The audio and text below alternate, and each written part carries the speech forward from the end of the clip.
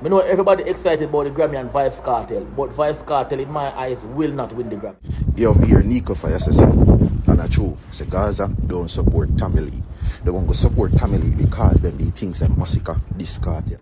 Me say, one of favorite artists out there, buy some local idiot car, and the whole of come out here, come boast and brag about it and talk about what them have. Let me talk about my artists. Vibes Kartel buy 2 Rolls Royce, a white one and a black one. So what if Buju Banton say him see massacre as the future of dancehall? He's entitled to his own opinion. He said the same thing about Vibes Kartel one time. Likkle Addi are Likkle Vibes. That's why I say which one. You get me? I say, you know, if you come on TikTok and come small up your TikTok. The boys king a different artist, you know. You know me they are looking to it and I observe. All the way I go on.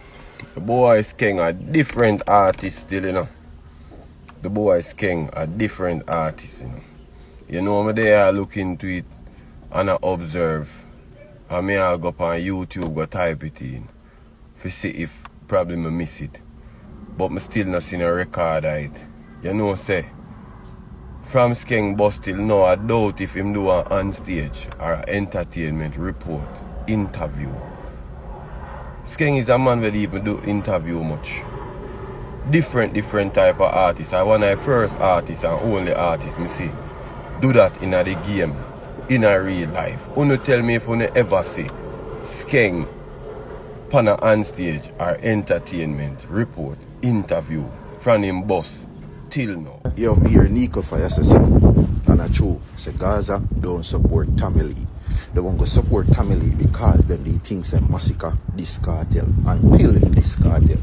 You see me? But when you look funny, a fox the dog attack because I know massacre gonna drop a song for the new year. Even after the clash, they dog just drop him EP and nah make no noise. The dog nah post no song, the dog nah drop no song, the dog nah do nothing. You see me?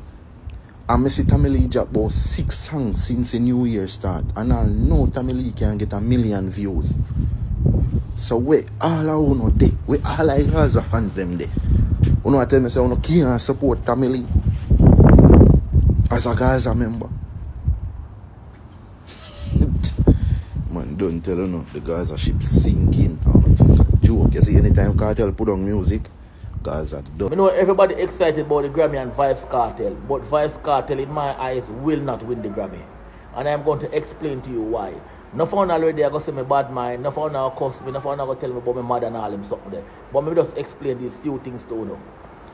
Remember, Vibes Kartel is dancehall most talk about artists. And when him come from prison, you know him sell out what they show them. However, when it comes to music, Vibes Kartel now sell music. Vibes Kartel album never sell.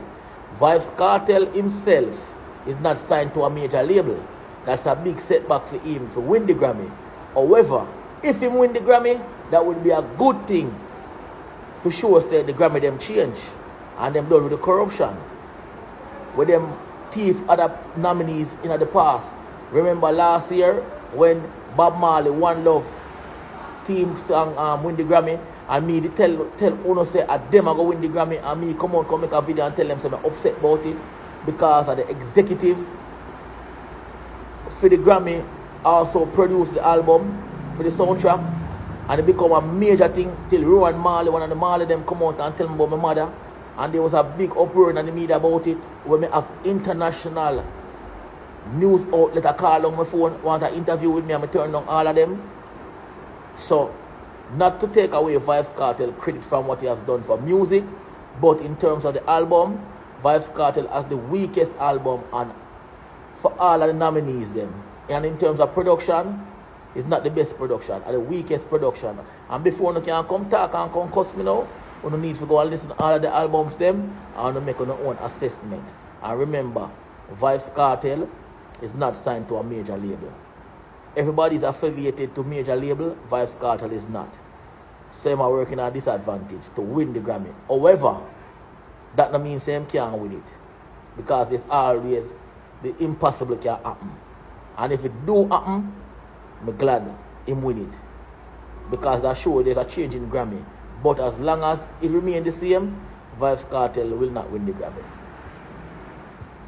Just that is my sense, in my sense. You know what I tell you, Vibes Kartel, live out your dream.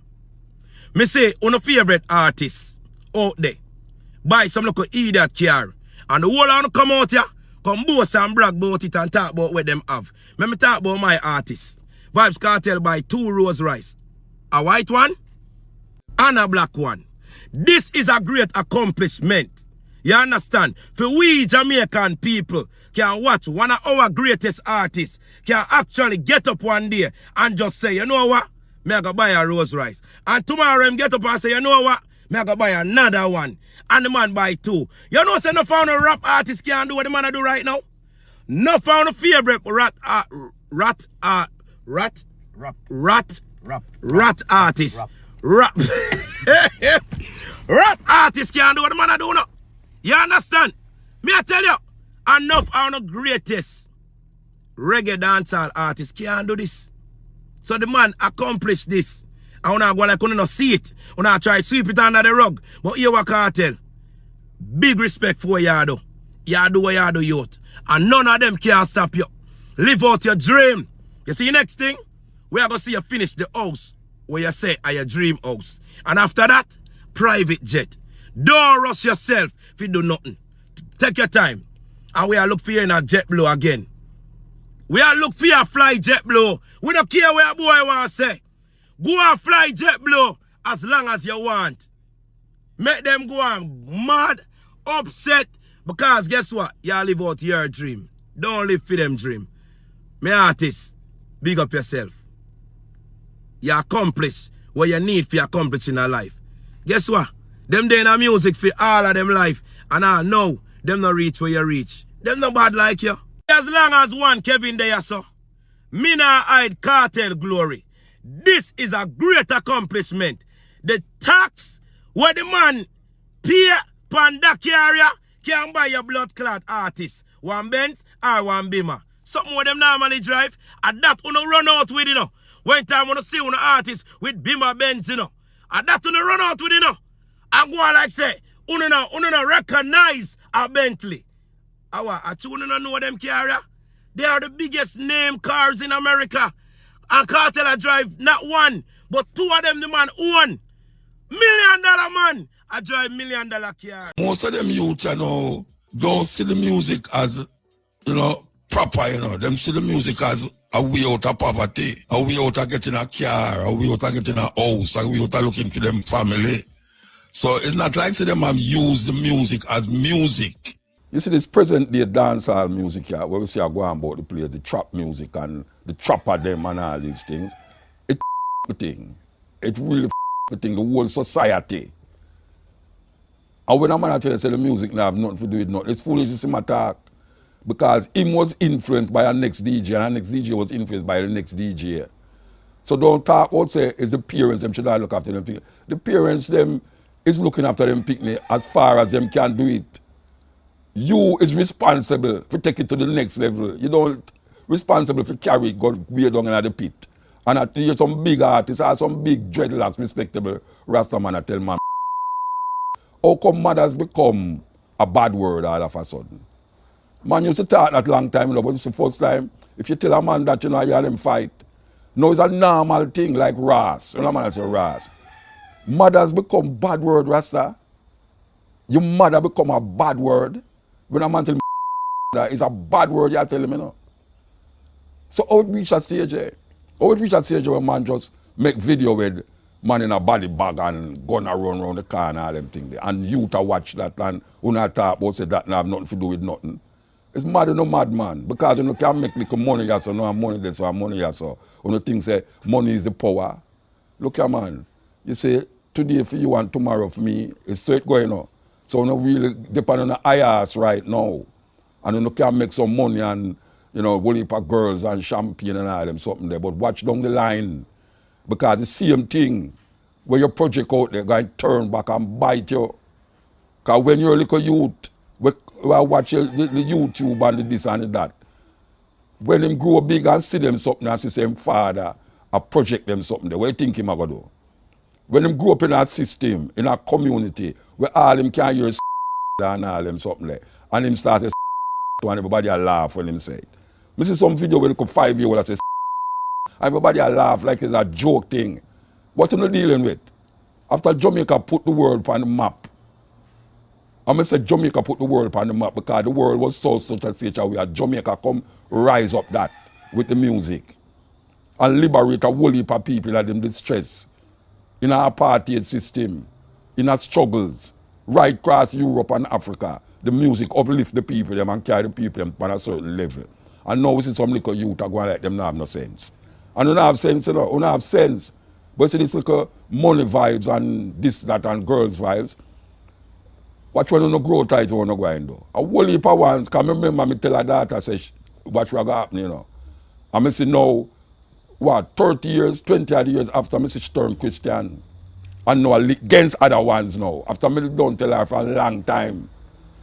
But watch her now, you see the thing going out. You're sorry for Magadog and Magadog turn around and bite you. And right now, I tell you now, you don't mess up the thing. You don't carry the thing going right down in the abyss. You don't carry the thing on a level now where, I tell you, it's dangerous. Dangerous. We go a dance, go listen, and jump up when them here say, kill a Batman and all them up there. So now, we know, say, the promotion of homosexuals, make it reach this point, was done by the DJ them. Is it DJ them? Give the homosexuals big voice right now that them can come out so loud now to attack Jamaican people, you know. And why we say that now? But me could talk about something here. I want to talk about something here, Rasta. A couple of weeks ago we did that talk about how well everybody by now know that the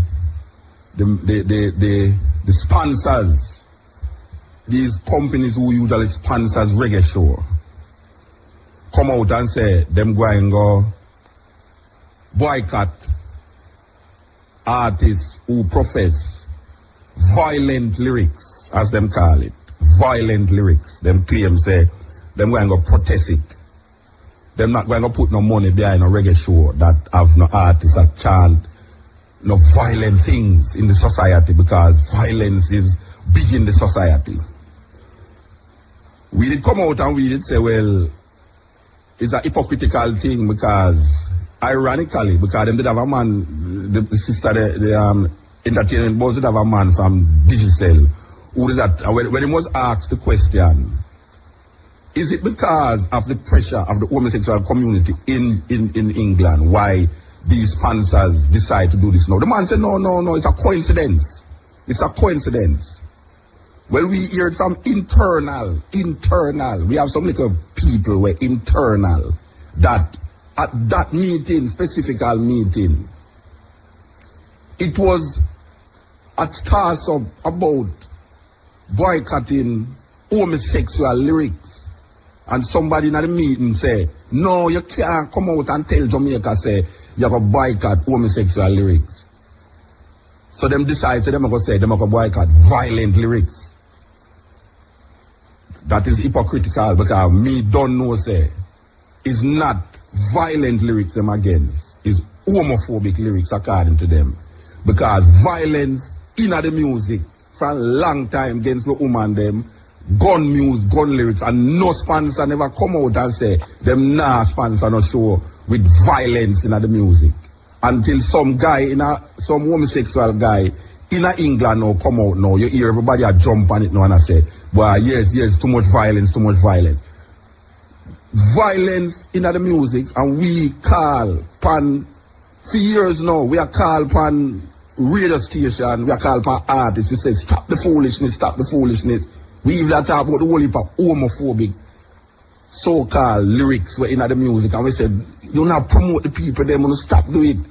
The gun lyrics now work out, the abuse against the women them in the music. So the man them come out now hypocritically. I want to make mention that we didn't even mention Warrell King in the program because we did say when Warrell King did have him band, when he started him band name saying say him now back certain artists. I think him say him that one time when he was supposed to back ladies say him now back ladies whole heap of people say a foolishness that, this and that, a foolishness that. Alright? It go on, we see now. Them come out now, so them getting violence lyrics. Well, it's lie them telling. these people who come up, these sponsors, because when we say we, we are talking about cutting edge as no Mutabaruka, because it's only one man can take off his program off of the radio, and that is Mr. Yogwes, the dog officer. So, and we are saying, watch out now. Those sponsors is hypocritical. And if a guy come tell you say, it's because him no come to, it's like a little bird come flying at me and say too much violence in the music. From 1980s, violence in the music, and none of them never said them go boycott it until now. And we there up on the radio attack every day. We all cuss all this radio station because this radio station are guilty and enough things. This radio station where we see we attack upon so now. It come like nobody not dead if you listen to certain music we are play upon the radio. The lyrics are certain music we are play upon the radio. Especially in the day. You know see, because we there at the night so. And we have play certain music when people go to bed, much less in the bright day. It's like people now listen to tune because every tune play upon radio now, every tune. You have IRFM, you have Play the Madness, Zipper Play the Madness, FEMA Play the Madness. I mean, you name it, them a Play the Madness. Nobody now curtail, we are going. So it get out of hand. Alright. So now, these sponsors who never did listen to the radio all the while, because them don't know nothing about radio. All them know say boy, them can't make a money off a certain show. Them come now and them tell people say boy right now, them against violence in the lyrics, in the music. So them not have put nothing. And me I declare say, them not against violence in the music. Them against the homophobic lyrics in the music. You know why we say so now? Because Sting, the greatest one-night show unheard according to them. Sting said, them going to make the artists them sign. Listen to where I go on now, you know. Them going to make the artists them sign, say, them not going to promote no homophobic lyrics pan Sting. Watch a man. Homophobic lyrics pan Sting is not the problem, you know. You know what is the problem? The throwing of battle. That is the problem. But every year you hear say, no battle now go enter in the place, no battle now, and man throw a battle same way. You know what is the problem? The problem is not the homophobic lyrics. The problem is a man come up and say, man fi dead, gunshot in a marrow and this and that and kill man in a this and that and all them things. No, you hear the woman talk about AK, throw the AK over the wall and all them things. You think a lie she tell? You have dance go so no, you know. AK-47 coming and lyrics, no, you know, Rasta. Alright. Where the hypocrite them there? Where the hypocrite them there, Rasta? Some little guys from England telling us that we have to stop homophobic lyrics. And now, still now, I got ban homophobic lyrics. So what I'm to all the other gun lyrics them? Oh no, me no hear nobody attack the gun lyrics that perpetuate itself amongst young people who are listening to certain artists. They don't know nothing about Jimmy Cliff and Dennis Brown and all them man. They don't know about Vibes Kartel and County Killer and all them man there. You know see? What happened to these lyrics? We incite violence. We don't talk about violence against specific people. We are talking about violence against Jamaican people. Me can't call him, you know, because I call all them, you know, because I'm a brethren, you know. And if a man can't take criticism and feel me, I fight against him. I feel bad luck that. Alright. The brethren name Anthony B. I talked to Anthony B one time and I say, Anthony B, why every time you go up on the stage, you have to lick up, you have to talk about homosexual Rasta? You can't find, I mean, you hear you with some lyrics, Rasta. Can you remember when the first time Anthony B make a tune with band and me call Anthony B on Tony Rebel show and say, Anthony B, cut the music and say the poem, say the song without the lyrics. And when them did band that tune there, and me stuck so I read the lyrics on the radio. Alright. Anthony B, me look at Anthony B and me say, Anthony B.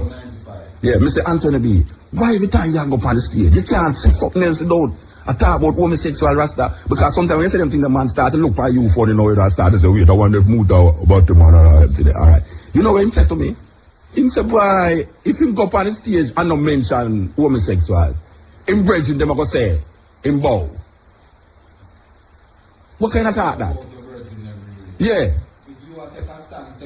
Yeah, that means him not take a stand, you know. I'm bridging them, he might try stand up so the boy right now from him not say him bridging them I gonna feel away. So that lead me if it's say now say I won't heap of artists really go up on the stage because him feel say him bridging Yeah, insecurity. All right now. So we go now. So Sting now come now and say no homophobic lyrics. What happened to the gun lyrics then? The violent lyrics them? What happened to the lyrics them where degrade the Jamaican black woman? A man can come past Sting and say anything but don't say nothing against homosexuals. You don't understand talk? Yeah. And this is the talk now in Rasta. A man can come past Sting and say anything but don't say nothing against homosexuals. What kind of madness that, Rasta? Me vex about it, you know. Me vex about it, Rasta, because you tell me now, say, an artist can't say nothing. Because I talking against homosexual don't mean say I'm homophobic, you know. I am not homophobic, you know, Rasta. And that is the distinction where only for people don't make him see the friend you got say homosexual, you're homophobic. You would want to kill them or something. No, it's not so it go. You can't go tell. Watch your man, you can't tell a nation of people. Say, you know what? Talk about anything else, but don't talk about homosexual pan a show, Rasta. No, that get kind of weird now. It get kind of weird, Rasta. You know why it get kind of weird? Here why it get kind of weird now. We're going to talk about Capleton now. All right. We have a newspaper here from England. Now, couple weeks ago, we mentioned an article where some homosexuals did a lick against Kartel. And them say that them not really mind the lyrics them. Because as a matter of fact, them feel good. You remember? Them, yeah, when them hear TOK tune, them say the Chichi tune with TOK do would be more accepted in a homosexual club than a heterosexual club. So them don't personally not really mind it. So them not really watch Kartel. Alright, so you have a whole heap of homosexual out there, including Jamaica, we go a dance, go listen, and jump up when them hear say kill a Batman and all them something there. So now we know say the promotion of homosexuals, make it reach this point, was done by the DJ them. Is a DJ them. Give the homosexuals big voice right now that them can come out so loud now to attack Jamaican people, you know. And why we say that now? This article in the New Nation magazine, newspaper, the headline, "Thank you, Kartel." Big picture Capleton, anti-reggae protests is free PR, says Capleton. Alright. Psychologically, Capleton are used where the homosexual them use to justify say why them not really mind it. So Capleton now in the article say, well, him not really mind where they want to write now because it give no publicity. Alright. Which is not the bad used to say that. Yeah, they must say about him, no, they say. Yeah, they must say no, them no mind that these guys that said these things, because look there now, Kartel name become headline everywhere in the world now, you know, Rasta. Me see them mention Jamaica about homosexual thing from Jamaica, from CNN this morning, you know. Alright. Here the article say now, controversial reggae star Capleton has expressed his gratitude to gay rights campaigners for giving him free media exposure. This is what the homosexuals were saying, that the DJs was giving them free media exposure. One hand is washing the other, no, you know. One hand is washing the other, no, alright. Speaking exclusively to New Nation last week, Capleton thanked Peter Kartel. Now, Peter Kartel is the head, is him start the whole furor about the thing. And the outrage campaign for providing him with free publicity to promote his latest album.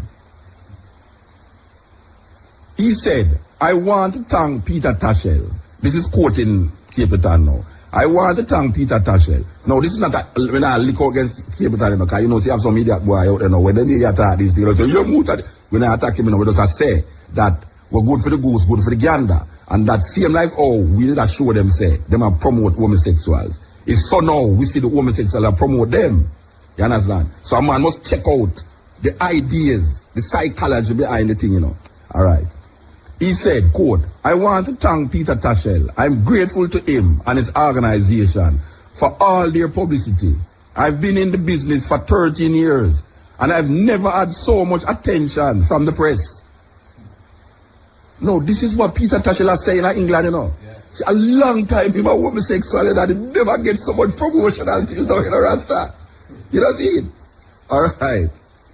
News agency, this is continuing now with Capital said. News agencies from all over the world want to speak to me. CNN, NBC, and some of the biggest newspapers in America. I've never had so much publicity before, even when I was in the Billboard charts. Brethren. Like a marriage. Yeah, brethren. No. We give thanks for certain things in Rasta, but you see things that come up to bump, you see things come up to bump, you know, Rasta. It come up to bump, you know. This is the bump, you know, it's like festa, you know, and it want a nigga for pushing like make the bump go down, you know. It reached that point where they just have to go just cut out them lyrics there, you know. They know since where happen, man. They know since where happen. You know since where happen, brethren. Me I say. But we no business with them, Rasta. Me no business with them because if a man bring it to me, you know, me know me, I go do him, you know, Rasta. Police, thief, or nobody, you know, me no business, you know, Rasta. If a man ever bring that to me, you know, I mean, me no believe in a killing, you know, Rasta. But if a man ever bring that to me, no, me, Bars, watch a man. Me not business with where a man who had the road there, so. Yeah. But you see, come in a my little space, you know. If you're in a my space, you know, me and you in a problem. Yeah. You understand? I mean, I go preach a man to kill you. Yeah. Me not go do it. But me know why you come in my space. Yes. And you can't tell me no, say. If me see something over there, so. If me see a prostitute over there, so, me can't say where right now. Prostitution, yeah, prostitution not really something where you should not really deal with. I mean, I understand prostitution, but me not see. They just tell me, say, me can't talk. Because me go mention bad business now, me can't say nothing about it, Rasta. Eh? What kind of thing this? Where them I put with that, Rasta? Eh? Where them I put with that? Them stop Sizzler from going through the airport, I glad that, Rasta. What is this? Alright now. So keep it on now, I said. Never in a film history of performance, him get so much publicity. And he sees who are giving the publicity now. The homosexuals, them are giving the start out the publicity for him. And him did publicize them in the beginning, and now them start to publicize him. You know what I'm saying? It's a serious alliance. So, alright. Capitan believes the controversy surrounding reggae artists and their homophobic lyrics has been blown out of proportion. Alright, Capitan gives time. Alright, next page. He said last week, the problem is that it is impossible to translate Jamaican patois into standard English. In Jamaica, an entertainer will perform at a show, and when he comes out the stage, if his performance was good, he might say, I murdered the crowd. It doesn't mean he literally killed his audience, likewise. A taxi driver who has just dropped off a customer might say, I've just shot a customer. But it doesn't mean it literally. That's just how he talks.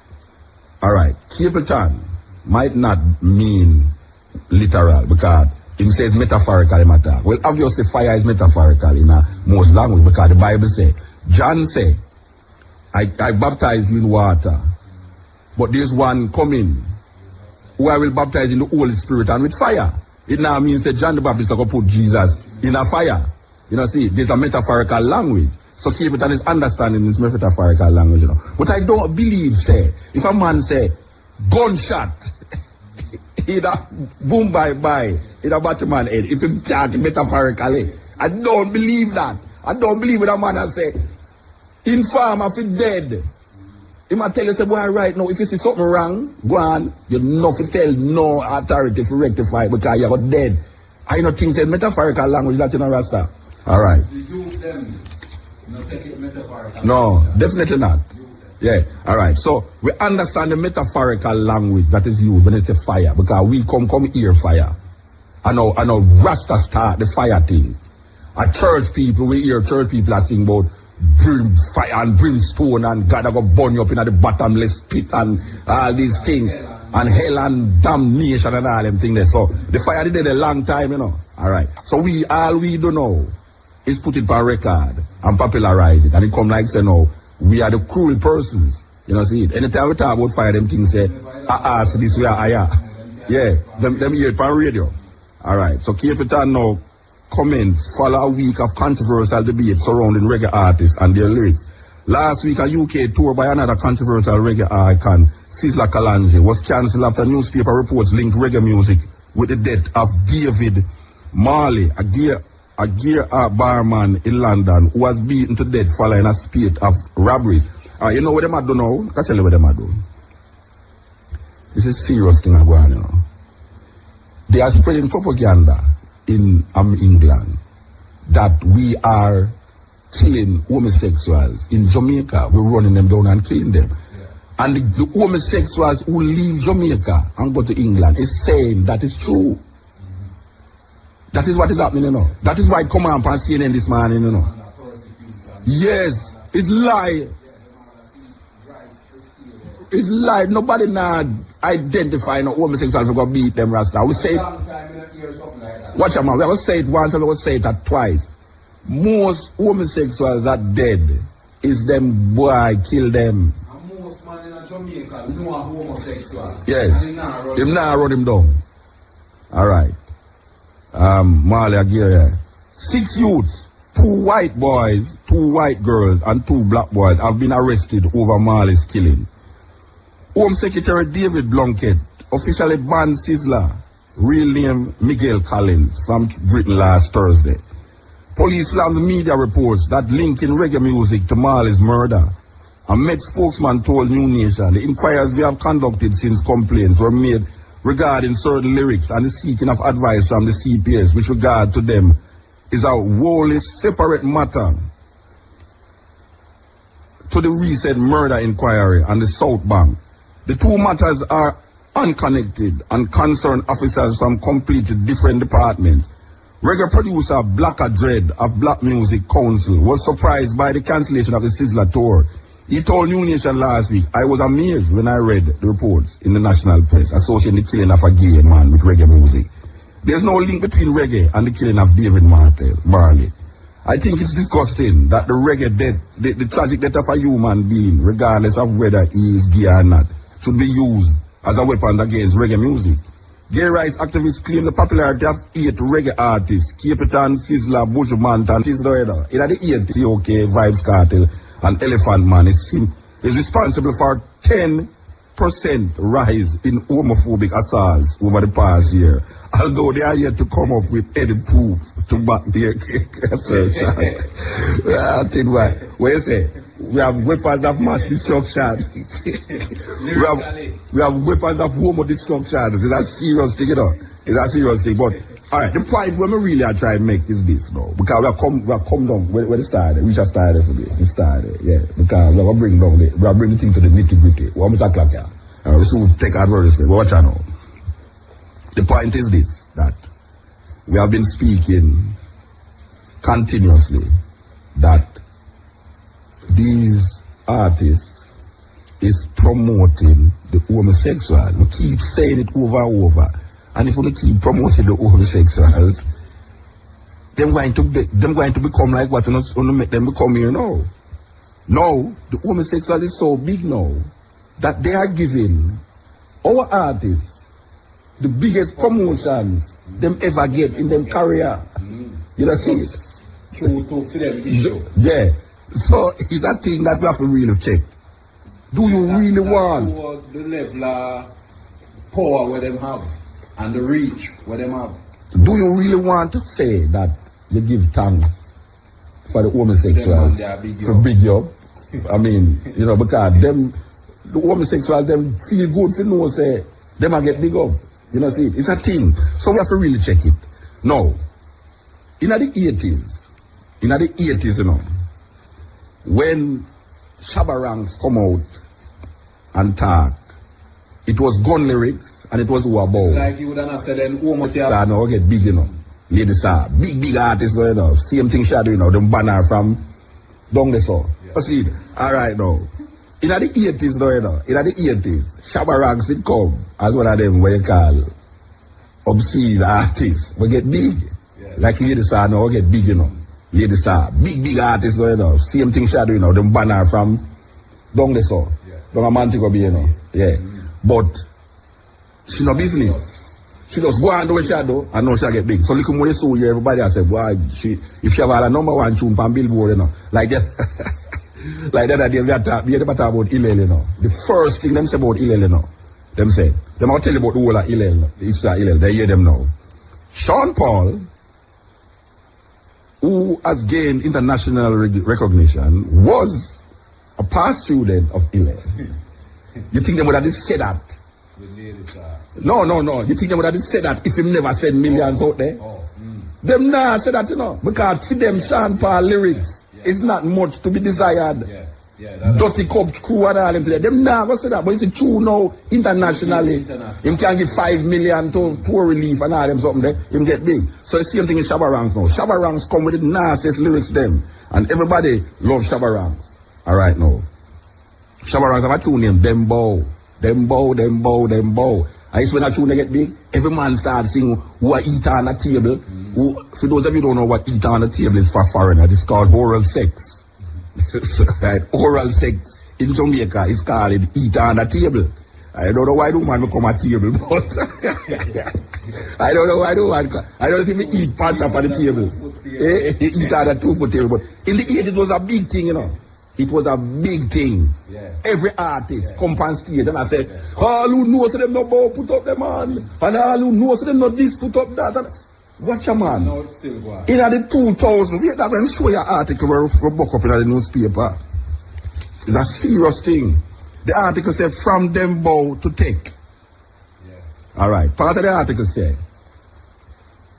it was not so long ago that practitioners of oral sex were the target of DJ's wrath, with death advocated as the punishment for those who went below the 2 foot table.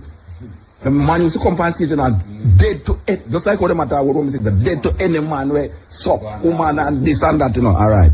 These days, there is a much more relaxed stance, at least, on receiving the once taboo act. Giving it. Nobody has pushed that so far.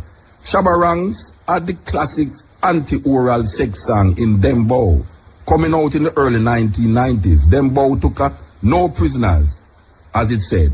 That was serious stuff indeed. However, just over 10 years later, I can turn on my television and see Vybz Kartel in full flight on RETV chanting out the lyrics to take.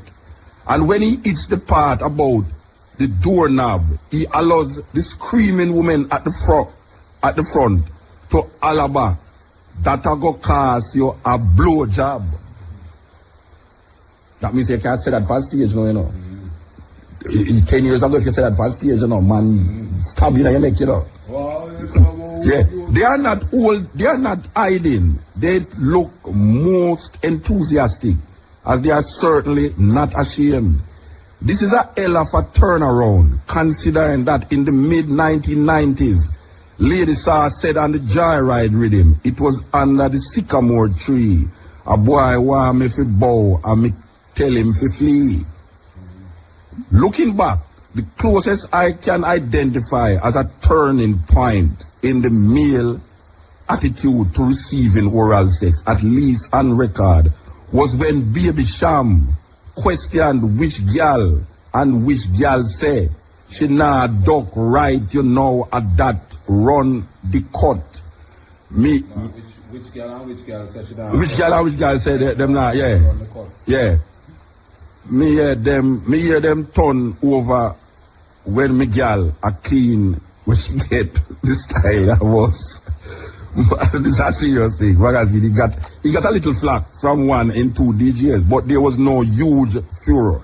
In the new millennium, Cecile comes with a song and video about the woman's joy at receiving oral sex, urging the men to do it to me baby. Back then, it was hard to imagine a time when receiving oral sex would be so openly discussed on record. But the future is here, however, given it is still very much taboo, as Kartel and Beenie Man remind all that the speed limit for sex is 68. For other that comes 69. Yeah.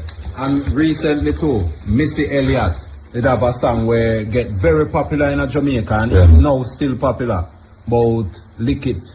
Lick it and, you know. Remember what the tune Get High? Yeah. You get high? Yeah. You couldn't pay for radio, you know. But I want to tell you now, this is serious because watch you now. Oral sex is taboo in Jamaica.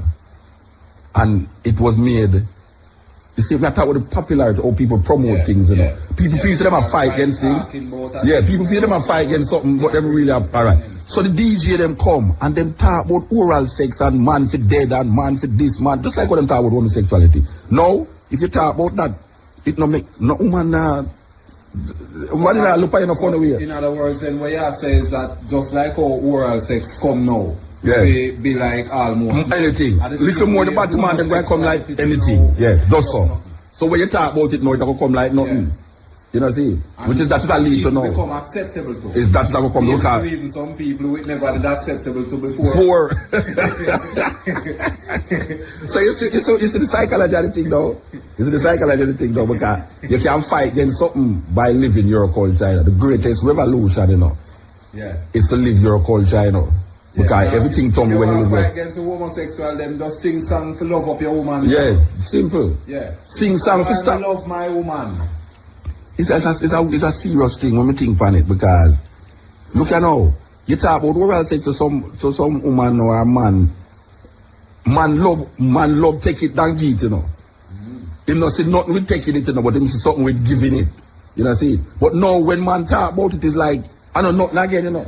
And most women say them get it, and most men say them not give it. So who I give it? That thing. This is the most of them youth, you know, don't see the music as, you know, proper, you know. Them see the music as a way out of poverty, a way out of getting a car, a way out of getting a house, a way out of looking for them family. So it's not like say them have used the music as music. It's a means to an end them a deal with now, say, why if them could have get big like this artist and that the artist say, and no matter what it takes, them go and go do it. So them have a principle that them a follow. Them have a thing where say it's poverty them a work with. So when you come now with your argument about, you know, reflection of ideas and things, even if them don't see it in them community, them see it on the TV, them see it on the iPhone Wednesday night. It's warmish part right there, but it's cold outside there, believe you me. Serious cold are going on. Why you love all the people them who work at night, you know. Yeah, we are talking about the security guard them, the dressmaker them, the carpenter them, the mechanic them, why you love all the man them who are patch tire up on the roadside. What them want to do with it. Yeah, man, we're there with you. There with you. So we will go through the paces. Them call it Woman Month. Everybody have a month now, you know. Everybody have a month me need in them time, yeah. By the way, we were supposed to talk to Kartel Green at the night, yeah, you know. Anybody know who named Kartel? Yeah, from the Broadcasting Commission. Supposed to talk to him at the night, yeah. But I think coming up, yeah, it's tomorrow too. The thing is tomorrow. We're going to take the first break with you up on the cutting edge. We have a guest up on the radio, you know, it's long time. We don't talk to him on here. Good afternoon, Mr. Green. Yes, the great Mutabaruka. It has been in the making for a long time. Look, man, all your people, I'm going to say you're old man, you can't talk them over up on radio. I don't know. You need to link me directly. Them talk to me like, why you want to that late? It late, man, like him gone to in bed. No, sir. You know better than that. Anyway, for those of you who don't know who I talk to, this is the man where if you play a tune where bad of the night, you get reprimanded by him, Kartel Green from the Broadcasting Commission. Also, him deal with television too, and all the things them that not supposed to be aired at certain times of the night too. So, apart from that, we want to talk to him, but we want to talk to him about something that is going to happen tomorrow, where apparently him get me involved in. I don't know how me reach this. So you can just explain to the people them what's going to happen tomorrow. Yes, Muta. No, well, a man like you as a historian, philosopher, deep in the music, this kind of discussion cannot take place without people like you. This is a public forum, which is going to be on the internet tomorrow from 9:30 in the morning to 11. And I want people to hear what we're going to be talking about. The topic is bridging generational gaps, safe and healthy consumption of content. And that includes music. Lots of weighty things there. Safe and healthy invites wide subjectivity. And this thing about bridging generational gaps is about the need for us to understand each other, the generations.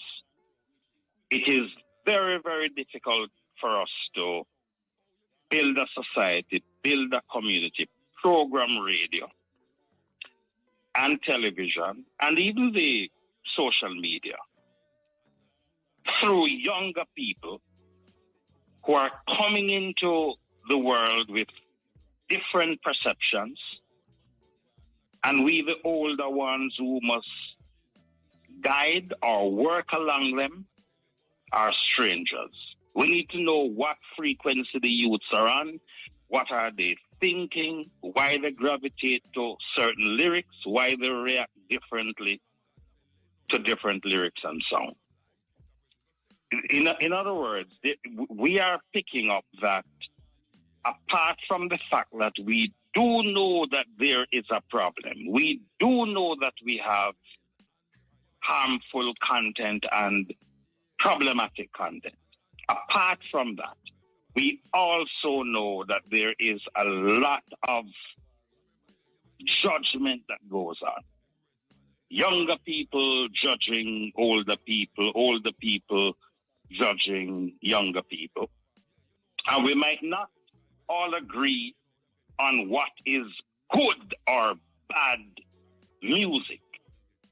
But I really do believe that if the generations start to talk together, we would understand that speech-created harms are real and challenging to address. And that issue did not begin with the current generation. Sometimes when we talk about the social issues and we talk about music and challenges we have with the music, we get too optimistic, some of us in a certain generation, too optimistic about the rightness of what we have to say, and too pessimistic about what other people are saying, even if it sounds like foolishness. I was reflecting the other day, I was reading something, Muta, from the great Eric Clapton. And here that brother says something that really caused me to reflect. He said it took him more than 30 years plus many people dying. He saw people like Jimi Hendrix die, Janis Joplin die. 30 years, he said it took him, plus those people dying, for him to realize as an artist that he has a responsibility to society. So we definitely need to reason with the people who are 16 and 17 and 18 and 19, just finding their footing. We have to reason with them about the expectations that we have as artists, because a lot of these youth don't come out and say them project themselves or set themselves up to be anybody priest or anybody parent. They go through their own struggle when they're going studio, and them I go through for them thing, nobody don't see them. As soon as they come out with their music, everybody spotlight them. And we have to have a conversation with them to remind them about this phenomenal gift that they have as players of instruments, and to have a conversation about what is the purpose, really, of the arts. What's the purpose? Yes, you have to question through music and lyrics. You should challenge the status quo through music and lyrics. That is what Bob Marley did and Peter Tosh. You are supposed to reflect what is going on through music and lyrics, but you're also supposed to enlighten. And so the conversation really is there a lack of balance? Meaning, are we doing too much reflection? We are reflect wagwan.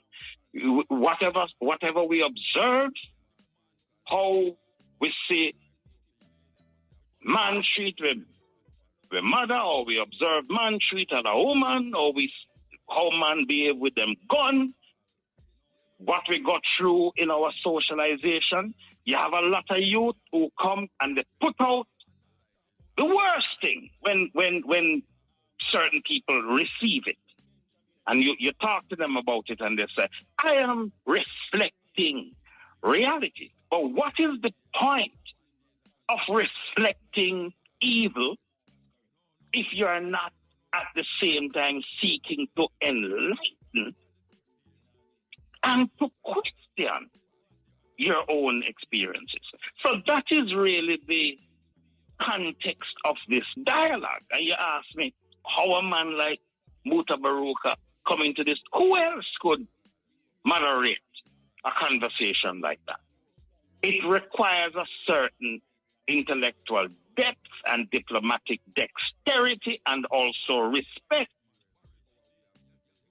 across generations. And I don't believe anybody would question I can say something. The idea of telling a youth, say, him reflecting too much. Most of them youth, don't see the music as, proper, Them see the music as a way out of poverty, a way out of getting a car, a way out of getting a house, a way out of looking for them family. So it's not like say them have used the music as music.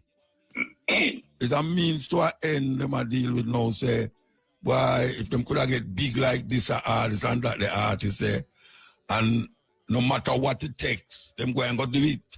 So them have a principle that them a follow.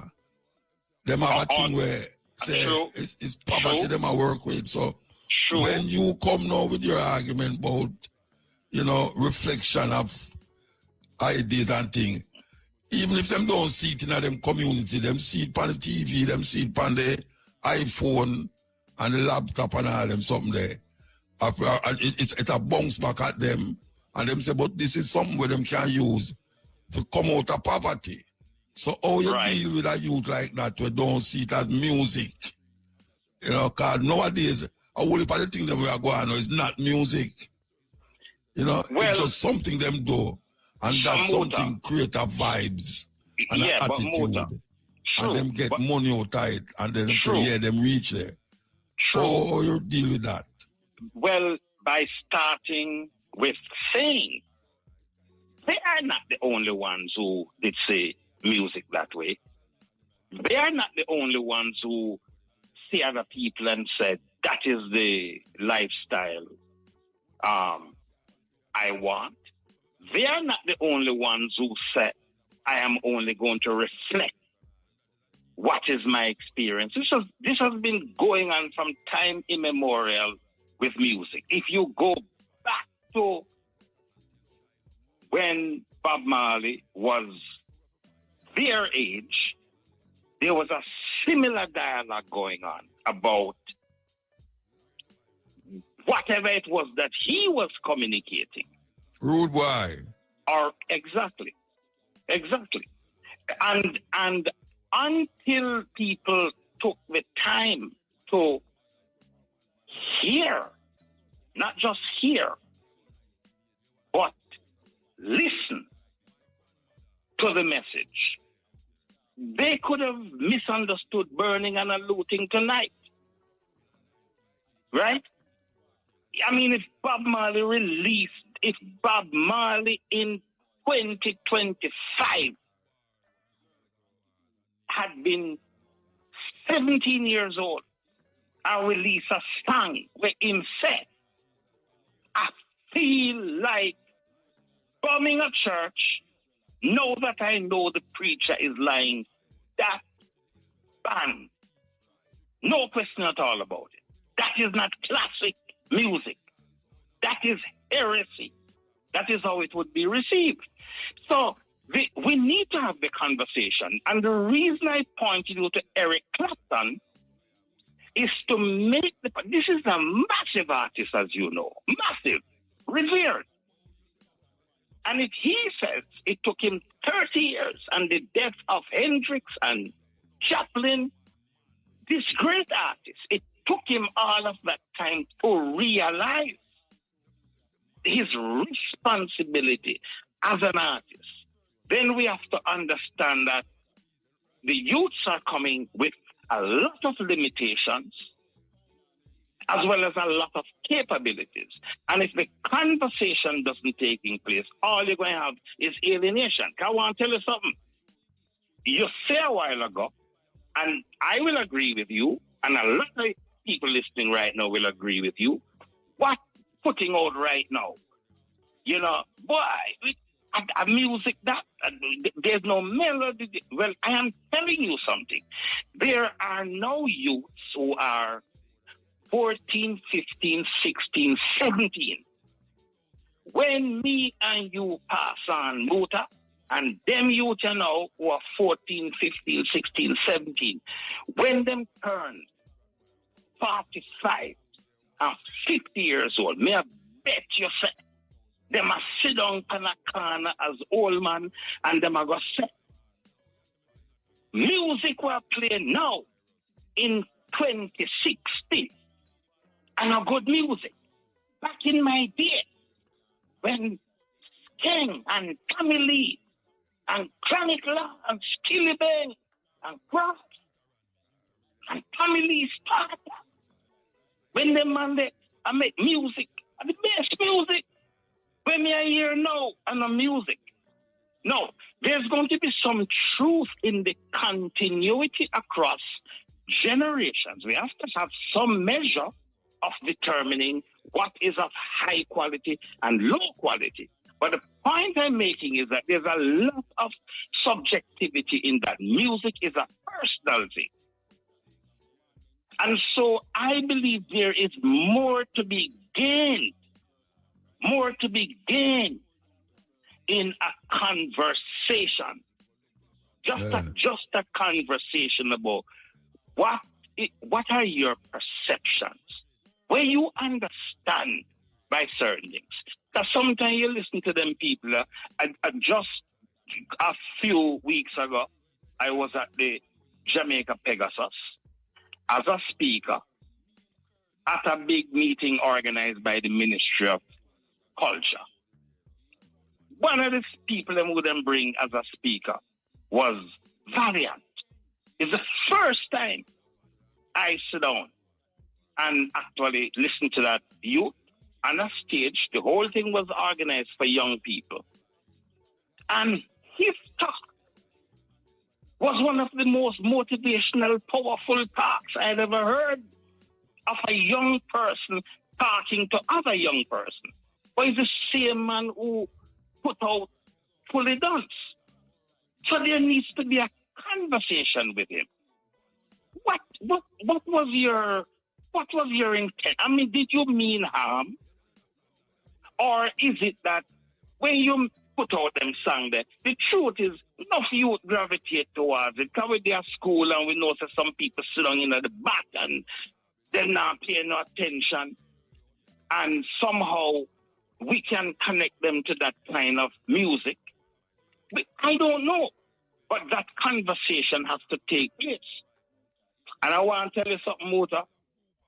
When I heard Valiant at the Pegasus talking, to those students. And all the controversy that went on about his song, which, by the way, he did not do and he didn't speak about. It struck me.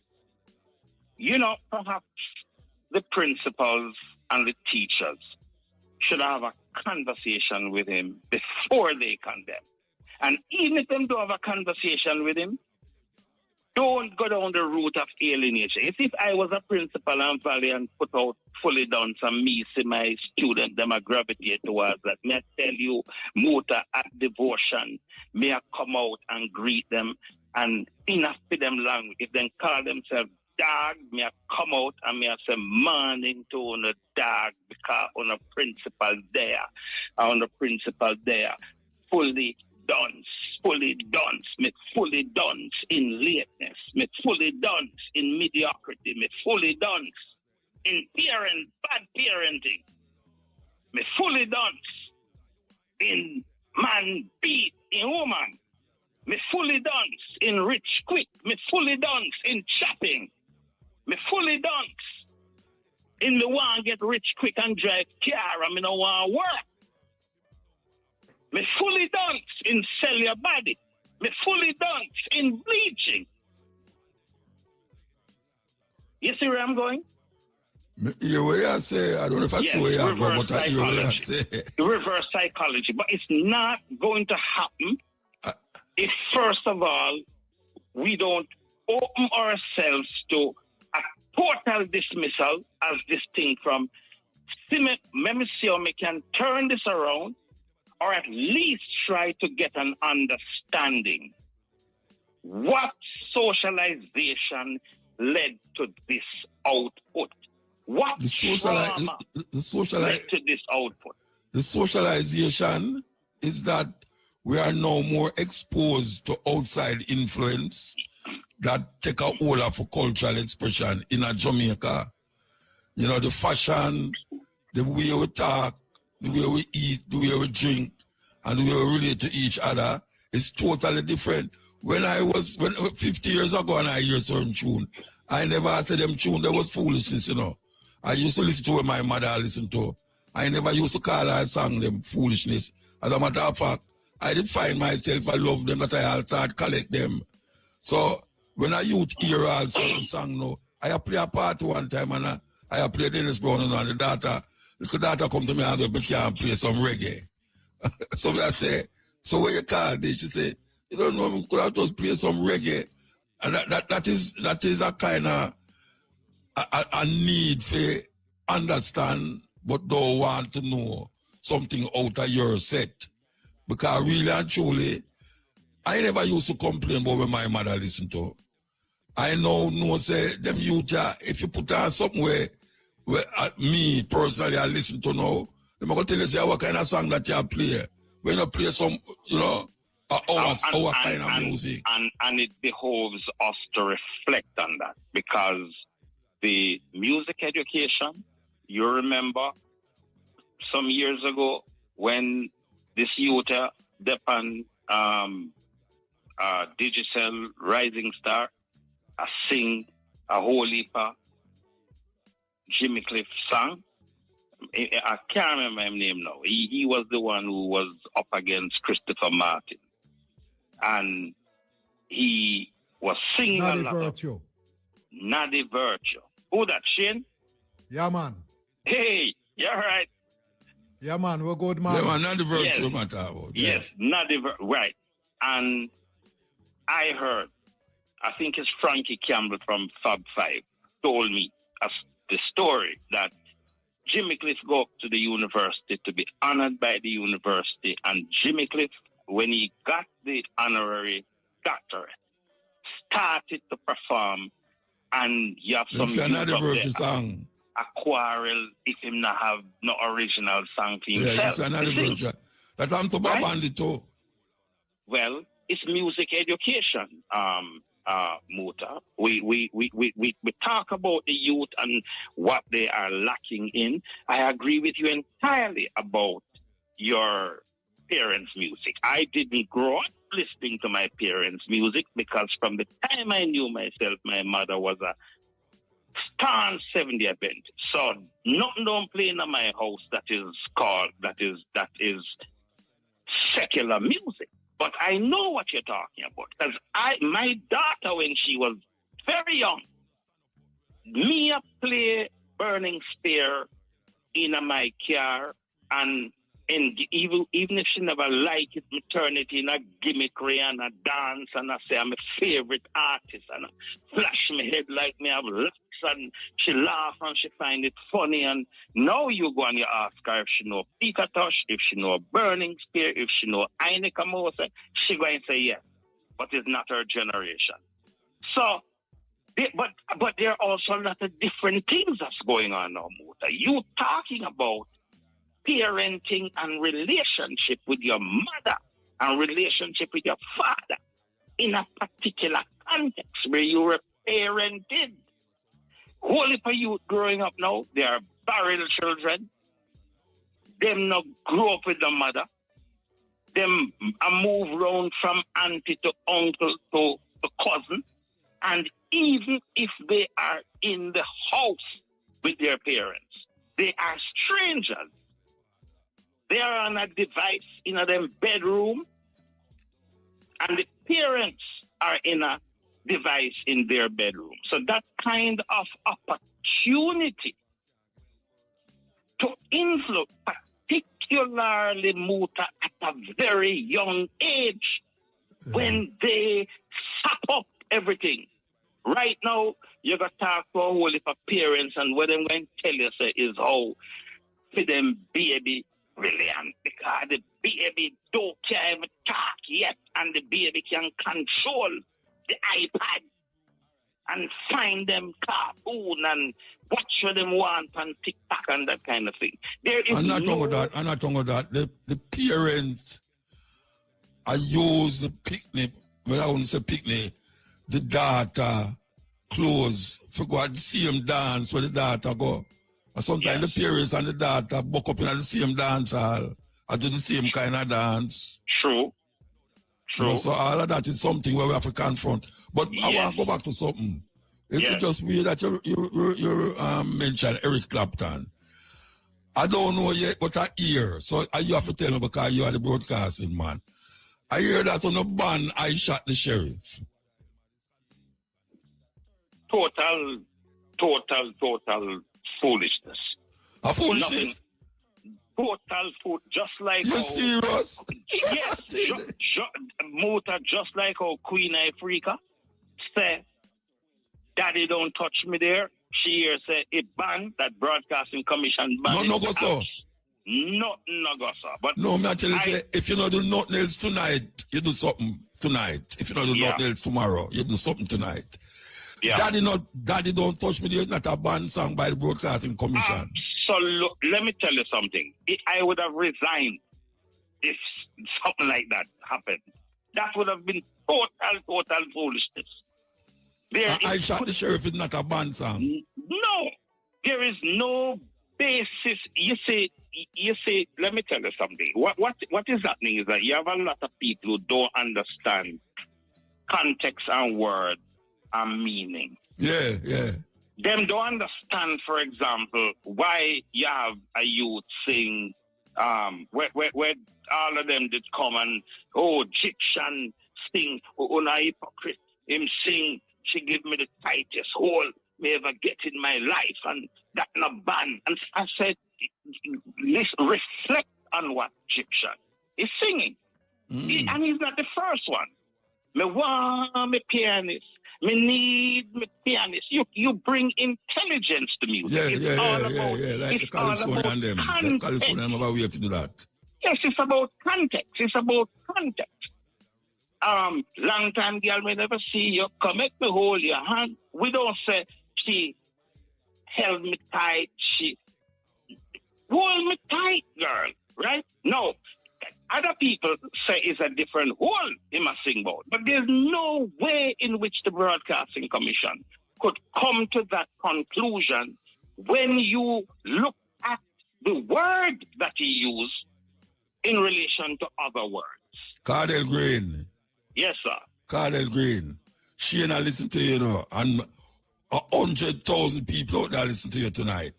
You are now telling Mutabaruka upon the cutting edge that I Shot the Sheriff and Daddy is not a banned tune by the Broadcasting Commission. I am telling you that.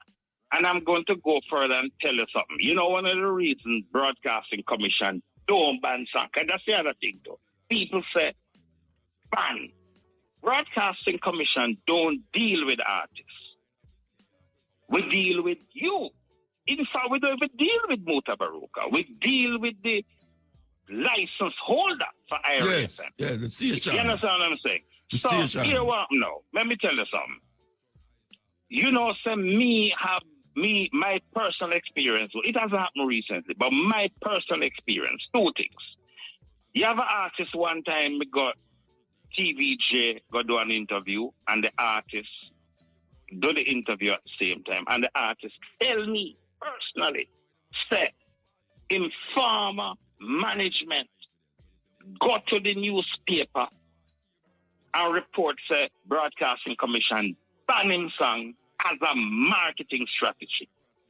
One, two, Media Broadcasting Commission one time with a woman pester me about a certain song. That nothing play on radio and blah, blah, blah. Never hear about the song yet. Nobody don't know about the song yet. Fair song.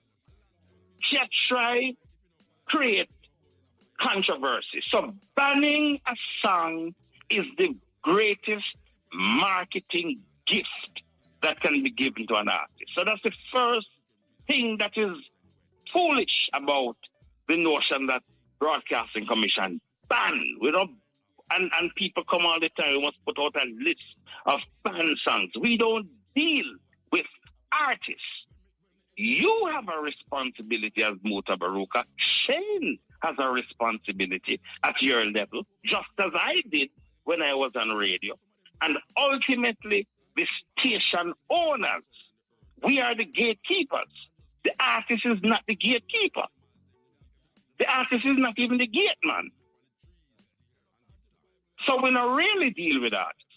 We reference the artist, whether good or bad. So if somebody complains, Egyptian, she give me the tightest hole in my life, and that is slackness, and the Broadcasting Commission is obligated in law to look at it it's a quasi-judicial body, and to adjudicate. And the station is told, yes, we have examined the song, and for these reasons, there's no violation of any I understand regulation. you clearly. I understand you clearly. Yeah. Shane. Man, may I hear you? Where's Shane there? Yes, man. Me there, man. Shane, did you hear, or is you make it up, say, I Shot the Sheriff was banned?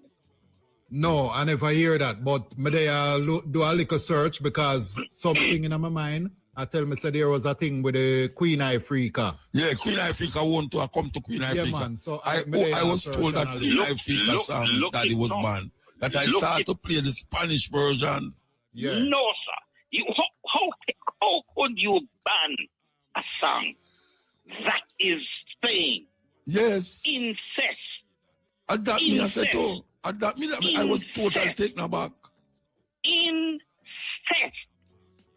A topic that is kept under the rug, and you have one artist. I cannot recall any other artist in the world, more so a female artist, to so frontally deal with a challenging topic. Yes. And, well, let me tell you something. The song I know come out when I was executive director at the Broadcasting Commission. So unless it was an executive director before me and another version of that song, there is absolutely no basis. Nothing said. Incest, daddy, don't touch me there. I'm going to tell on you one day, I swear. You're supposed to be my father. What in that could violate? And I want to tell you something. Let me go further. it would be a foolish holder of a broadcast license and a weak on-air announcer who would not challenge that openly and also through litigation. That to me would be the clearest case to challenge on the basis of freedom of expression not being violated.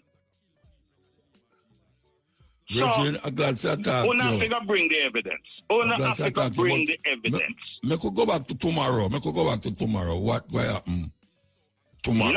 9 o'clock muta. We are saying if you're not registered yet, go to any social media handle with the Broadcasting Commission at Broadcasting Commission. 9:30 to 11. Muta will be moderating a discussion on bridging generational gaps, safe and healthy consumption of content. And you're going to hear the MC is Archibald Garden from TVJ News. The great Clyde Mackenzie is going to speak. The great Wayne Chen, who is the author of Reggae Roots, the story of Jamaican music, is a speaker. The great Andrea Dempster Chung, the co-founder of Kingston Creative. 2 young people bringing their perspective. One of them, Courtney Jackson. Courtney, a young artist, the late Karen Smith and Jackie Jackson's daughter. And then you have a youth who is the guild president up at the university and a social media influencer and a young gospel artist named Perry Cummings. Perry in Christ. So it should make for a wonderful discussion. Yes, definitely. And as you say, it starts at 9:30. 9:30 until 11. Yeah, so so I have to come out because I have to step in razor tomorrow morning, tomorrow afternoon. Yes. I have to be back here to set up for the stepping razor. Yes, man. You will be good. Don't worry about it. So, Kartel, I want you to give thanks, and trust me, if you don't do nothing tonight, you do something tonight.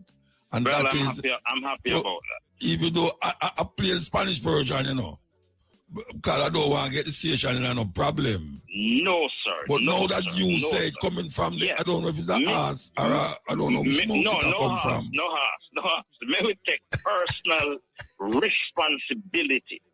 No. They don't want to take the whole world here. You say that. May I tell you something. Let me be very frank with you. It would be diabolical, near heresy. I cannot hear anything in Daddy Don't Touch Me There. I know you're it neither. I know you're not in the football. Would justify it not being played. You know what I think? I believe you have people who, for whatever reason, don't want to play that song, and the easiest thing for them to say is Broadcasting Commission said don't play. Yeah, easiest thing. I want to tell you about the next one where I hear to them band too. But I will uno band. A daughter told me so she get it from a letter from, I don't know which part she get it. And the tune by Dennis Brown named Caress Me? No. Yeah, you have a tune Dennis Brown sing Caress Me, girl. Them say she not to play it. Me, and then, no, me not. Yeah, all right. Well, you can go Google it when you don't talk, and tomorrow let me play it for you. So we want to give thanks, Kartel. We give thanks. Every time, anytime, Muta. Respect. All right, so tomorrow we'll deal with it. Shane! Yeah, man. Bless up, Kartel. One love. Yeah, Take man. it easy. All right. Okay, that was Kartel Green from the Broadcasting Commission. And the whole world hear him say it, I'm so glad that I bring it up, Daddy, Don't Touch Me There is not, and I repeat, it's not a band song. It can be played on the radio. I Shot the Sheriff is not a band song. It can be played on the radio. Take it, tell them, say, you hear it from Muta program. If you know where I get yourself in, no problem. Tell them, say, you hear it Muta program from the highest authority. The highest authority from the Broadcasting Commission. We want to play this clip. It's a clip with an American white man and a native from Turkle Island. We call America Turkle Island, because that's what them call it. I don't know how much you know, but Manhattan is an island. Yeah, Manhattan is an island. And one of the biggest real estate scam was that Manhattan was sold for $25. You know, you hear me say? Manhattan was sold for $25. I think it's $24 too, if I'm not making a mistake. But we want to play this clip here. Listen. The United States government is offering you a piece of land of your own. We have like that. Then how can they own it? He has a point. Of your country to take care of you. You are not my country. Mr. Durant, if we could just... To a interview. I don't know how much I know this woman named Mutabaruka. She's always saying some things about Africa. As a matter of fact, she's from Africa. But it's not often Jackie give me something to play upon the radio. And I listen to it and I say, I'm going to play it. I'm going to play it. And it have to connect it to the Trump with this USAID. So those of you who don't know what USAID mean, maybe you should have really Google it, because if you don't know it now, it's a serious thing. It's an agency set up by America for international development, where them go and help people all over the globe who need help. But as you know, America not giving nothing for nothing, you know. And sometimes it is all about what can you do for me, one and watch the other. We're going to play this. We're going to play this. I must listen to it keenly, this interview we have. Hi, I'm Steve Clemens, and I have a question. With the termination of tens of billions of dollars of U.S. aid and humanitarian assistance to Africa and elsewhere around the world, is this going to create waves of tragedy? Let's get to the bottom line. Thousands of USAID workers and has terminated its programs and most global humanitarian assistance. There have been some exceptions for life-saving programs, but these are small waivers amidst an onslaught of huge, massive aid cuts. Africa stands out as the most impacted. But what may disappear? Humanitarian assistance, infrastructure support, medicine and food programs. These are all substantial for countries like the Democratic Republic of Congo, which receives about $1.34 billion each year. Ethiopia, which gets about $1.2 billion. Sudan, nearly $800 million. And other major grants going to Nigeria, to South Sudan, Kenya, Mozambique, Uganda, and more. But some see a silver lining in this gutting of U.S. support for the continent. With aid, they say, there has been substantial political meddling and resource exploitation that has demeaned and sidelined African empowerment and economic growth. So rather than trauma with the USAID cuts, there could be opportunity, they say. Today, we're talking with Ambassador Addi Kwao, a medical doctor and former permanent representative of the African Union to the United States. Ambassador, it is terrific to have you with me in stage here in studio. Let me just ask you, if I look through the USAID programs, some of which have been cut off, in Congo, there's an aid group, Action Against Hunger.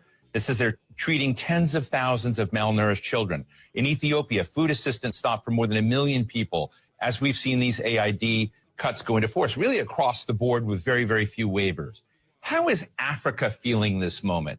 Do you see this as a story of tragedy, or is there something else that we need to be looking at? I think there's something else we need to be looking at. There is need for readjustments. There is need for realignment. We need to understand the real reason why USAID is in Africa. And not just USAID, but other NGOs.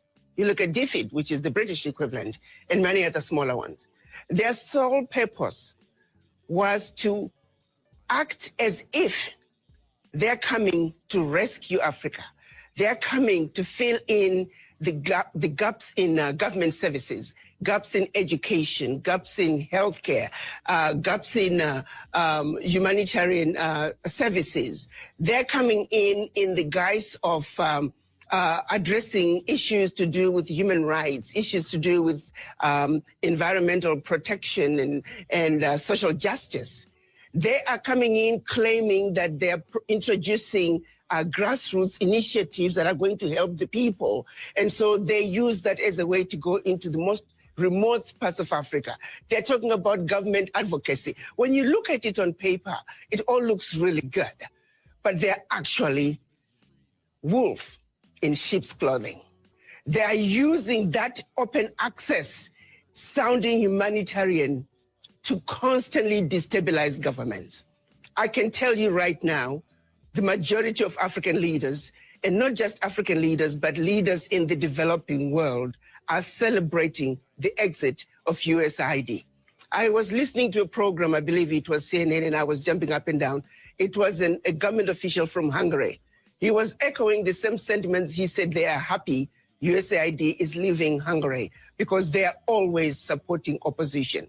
Their form of government advocacy is supporting whoever can keep the government in a turmoil. So, Ambassador, let me just jump in here for you. This is a message that I don't think many Americans hear. I think many Americans believe, not all of them, but many of them believe that AID was essentially set up for philanthropic reasons, for dealing with the HIV/AIDS crisis, dealing with the various instabilities in the region, dealing with infrastructure deficits. But you're saying that there was something else as part of that package, meddling. A major meddling agenda, major meddling agenda.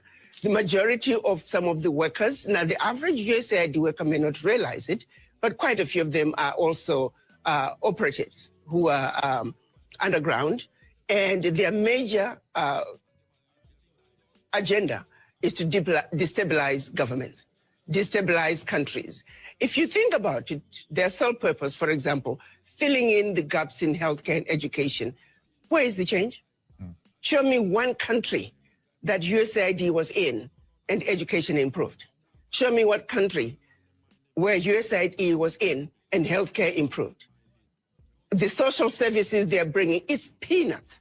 The American taxpayer needs to know the billions of dollars that are being given to USAID, a fraction is making it to the people. Look, one of the highest profile medicine programs is PEPFAR, which both Republicans and Democrats here in Washington are really having outcries about. It was one of the signature programs of President George W. Bush to try to respond to the HIV/AIDS epidemic in Africa.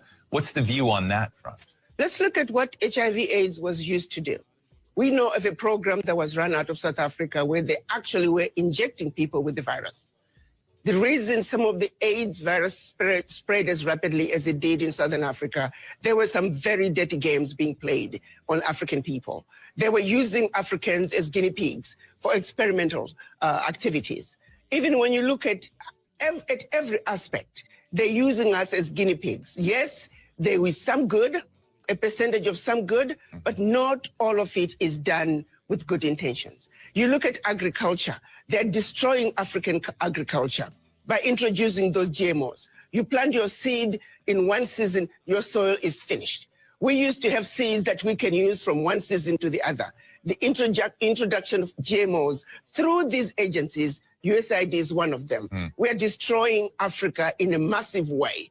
A little good is coming out, but by and large, the end result, they mean no good. They can turn around and give us an inventory and say, as long as you have been in Africa and also other parts of the world, show us your success rate. You claim you are helping governments with education and healthcare. Show us your success rate.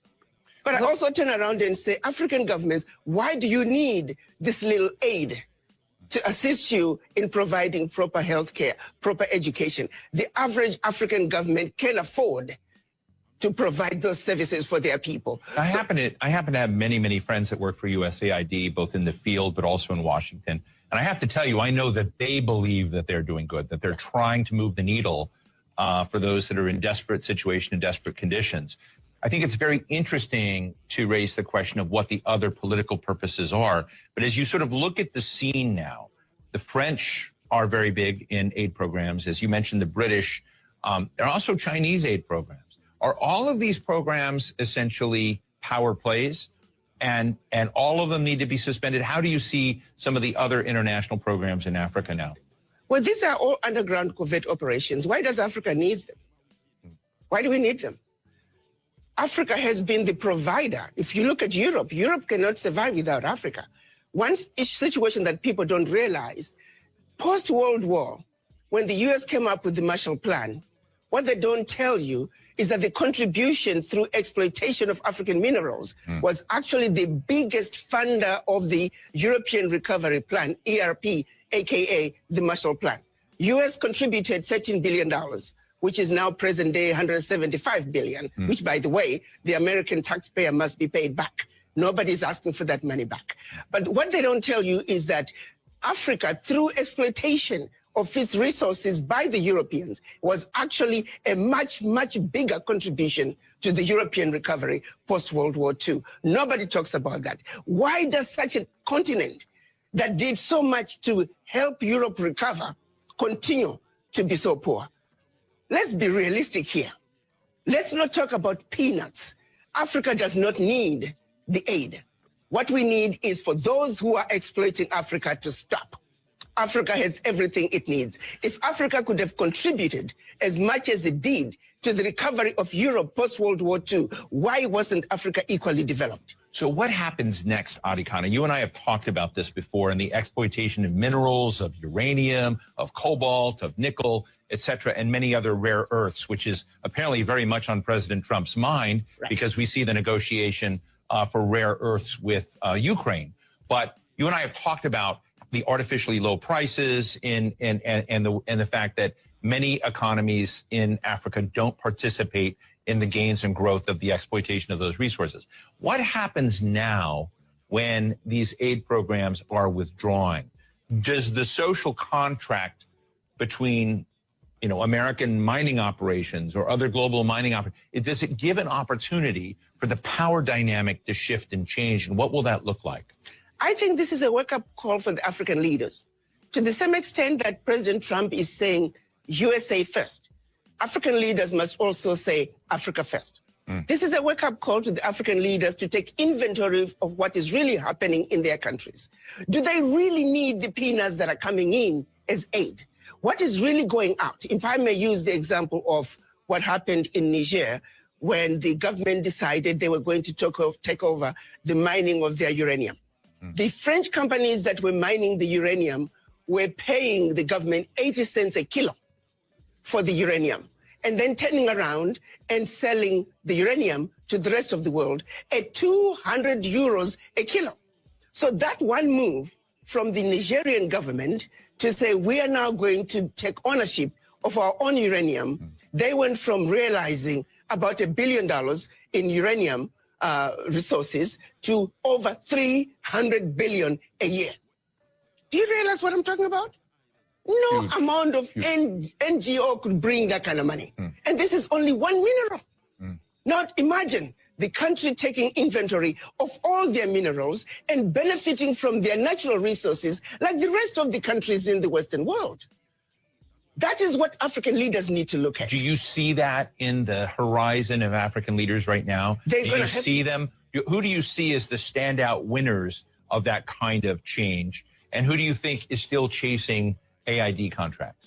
Let me tell you, we need to look at what's happening in Burkina Faso, Niger, and Mali. President Traore is standing up. He is saying the natural resources in Burkina Faso, they belong to the people of Burkina Faso. Niger is doing the same thing. Mali is doing the same thing. Every leader must look at what's happening in the Sahel nations to say, like anybody else, you must take care of your people. You have your natural resources. You have everything you need to take care of your people. Why do you continue to be beggars? Look at what is being brought in by not only USAID, but all the NGOs in your country. It's peanuts. It's a joke that the African leaders should continue to be beggars of peanuts when you are looking and allowing billions to get out of your country year in and year out, if not trillions, in natural resources that your people should be benefiting from. It is a wake-up call for African leaders to wake up and say, President Trump is saying, US first, America first. You too must say, your country first, because you have everything it takes. It is a joke. It is embarrassing to see I have not seen any African leader cry over USAID living. I can tell you for a fact, the average African leader privately is celebrating the exit of USAID because they know what is really going on. Let me ask you a geopolitical question. And again, you and I have had the opportunity on the show to talk about it before, which is the relationship of the United States broadly with the African continent. Now, I realize the continent has a lot of different nations, different countries that are part of it. But President Trump is not known to care much about Africa. He has talked about it in very derogatory language. His comments about USAID have had nothing to do with Africa. They've had to do with downsizing the scale of government and the perception of corruption and policies that are not consistent with his own. He's not framed any of this in terms of African needs or whatnot. So when you think about that, what do you think is the possibility of changing the dynamics of the relationship between the Trump administration and African leaders when it doesn't seem to be on his radar screen? To be honest with you, why should African leaders care? Why should Trump care about Africa? He shouldn't care about Africa to the same extent that the African leaders really shouldn't care about a relationship either. If the relationship can be worked out, that's wonderful. But if President Trump is saying, I have a mandate from my own people to take care of my people, and I'm doing what I need to do to take care of my people,